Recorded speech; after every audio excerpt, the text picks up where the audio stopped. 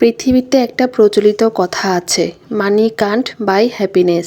অর্থ কি আসলে সুখ কিনতে পারে? এই প্রশ্নটি একবার হলেও আমাদের মনে উদয় হয়েছে, কিন্তু এর সঠিক উত্তর আমরা কেউ খুঁজে বের করতে পারিনি। লক্ষ্য করে দেখবেন, যে মানুষটি 50 কেজি চালের বস্তা কিনতে পারেন, তিনি কিন্তু সে চালের বস্তা মাথায় করে বাসায় নিতে পারেন না। আর যিনি চালের বস্তা বয়ে নিয়ে যাওয়ার ক্ষমতা রাখেন, তিনি ওই চালের বস্তা কেনা সামর্থ্য রাখেন না। তাই বলা যেতে পারে, অর্থ দিয়ে সুখ কেনা যায় না, কিন্তু সুখে থাকতে হলে অবশ্যই অর্থের প্রয়োজন হয়। অর্থ অনর্থর মাধ্যমে জীবন এভাবে বয়ে চলে, কখনো বা নদীর জোয়ার ভাটার মতো।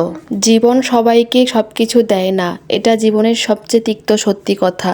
জীবন কখনো কাউকে সাফল্য দেয় কিন্তু শান্তি কেড়ে নেয়, কাউকে ভালোবাসা দেয় অথচ সময় কেড়ে নেয়, আবার কেউ কেউ জীবনের কিছুই না পেয়ে মুচকি হেসে তৃপ্তির ঢেকুর তোলে। তাই আমরা যে অবস্থানে আছি, সবসময় আল্লাহর দরবারে শুকরিয়া জানানো উচিত। আল্লাহ উত্তম পরিকল্পনাকারী। আল্লাহ আমাদের জন্য যেই সিদ্ধান্তটাই বেছে নিচ্ছে, তার জন্য আমরা শুকরিয়া আদায় করি, আলহামদুলিল্লাহ। আসসালামু আলাইকুম এভরিওয়ান, কেমন আছেন সবাই? আশা করি যে যেখান থেকে আমার ভিডিওটি দেখছেন সবাই ভালো আছেন। সংসারের টুকটাক কাজকর্ম নিয়ে আমার এই ছোট্ট ভিডিওটি। সকালবেলা নাস্তা বানাবো, প্রত্যেক দিনই রুটি কিংবা পরোটা বানাতে হয়। আমরা মানুষ যেহেতু 3 জন, তাই অল্প করে আটা মেখে সেদ্ধ করে নিয়েছিলাম। একটু উষ্ণ গরম থাকা অবস্থায় আমি আটার ডোটাকে মেখে নিচ্ছি, তাহলে রুটিগুলো অনেক নরম থাকে, খুবই ভালো হয়। এইভাবে বেলে রুটিগুলো আপনি ঢেকে রাখবেন, দেখবেন অনেকটা সময় পরে যদিও ভেজে নেন, তারপরও অনেক নরম হয়, সুন্দরভাবে ফুলে। এইভাবে এক এক করে রুটিগুলো বানিয়ে ফেললাম। সকালের খাওয়া দাওয়া শেষ, দুপুর প্রায় হতে চললো, রান্নাও বসিয়ে দিয়েছি। সুন্দর করে মশলা দিয়ে মেখে গরুর মাংস রান্না করব। আজকে একটু আলু দিয়ে ঝোল রান্না করব। আমি সব সময় মশলা দিয়ে মাখিয়ে কোনো পানি না দিয়ে অনেকক্ষণ কষিয়ে নিই, তারপর কষানো শেষ হলে ঝোল দেই। বেশ কয়েকদিন গরম পড়েছে, তাই কাঁঠালও নিয়ে আসা হয়নি। একটু বৃষ্টি শুরু হওয়ার সাথে সাথে আমার হাজব্যান্ড কাঁঠাল নিয়ে চলে এসেছে।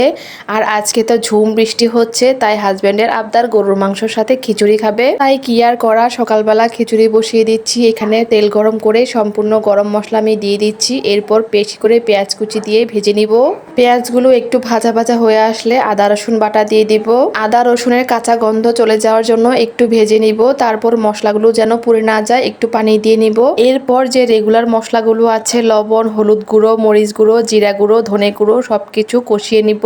মশলাগুলো যেন পুড়ে না যায়, তার জন্য আরেকটু পানি দিয়ে একটু সময় নিয়ে কষিয়ে নিব, যেন তেলটা উপরে উঠে আসে। এরপর আমি ডালগুলো অ্যাড করব। খিচুড়ি রান্না করার সময় আমি এইভাবে মশলা কষিয়ে তারপর এক এক করে সবকিছু অ্যাড করে দিই। এইভাবে আমার কাছে খেতে ভালো লাগে, আর খিচুড়িটাও ঝরঝরে হয় মোটামুটি।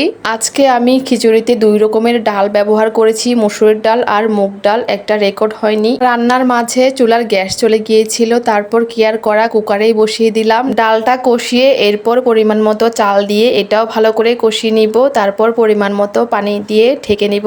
এই হলো আমার সিম্পল খিচুড়ি রান্না। এইভাবে আপনারা কারা কারা রান্না করেন অবশ্যই কমেন্ট করে জানাবেন। আর আমার ভিডিও যদি ভালো লাগে অবশ্যই একটা লাইক দিয়ে পাশে থাকবেন। আজকের মতো বিদায় নিচ্ছি, সবাই ভালো থাকবেন, আল্লাহ হাফেজ।